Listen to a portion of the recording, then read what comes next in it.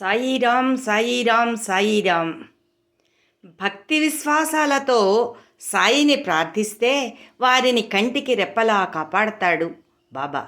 సాయి నామమే ఇలలో దరిచేర్చే పావన మంత్రము.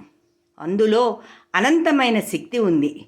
ఎక్కడ ప్రేమ ఉంటుందో అక్కడ సత్యం ఉంటుంది. సత్యం ఉన్న చోట సాయి కొలువై ఉంటాడు. సాయి కోరేవి రెండే రెండు. ఒకటి శ్రద్ధ, రెండు సబూరి.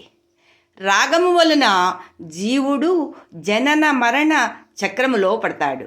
రాగము వలన జీవుడు పాపమాచరించును. రాగము వలన జీవుడు నానా విధములుగా జన్మలనందు పరిభ్రమించుచుండును. రాగరహితము కానిదే భోగము యోగముగా మారదు, స్వార్థము సేవగా మారదు. చంద్రుని యందు అమృతము వర్షించు శక్తి ఎచటి నుండో వచ్చునో ఆ చైతన్యము మీ హృదయమును, మీ నాడులను, మీ నేత్రములను, మనస్సు బుద్ధులను, స్ఫురణమును, శక్తిని ఇచ్చును. ఏ చైతన్యం సూర్యుని యందు ప్రకాశ ప్రభావములను, చంద్రుని యందు చంద్రికను నింపునో ఆ చైతన్య శక్తియే నీ అస్థి శరీరమందును చేతన, ప్రేమ, ఆనందము ప్రవహింపజేయును.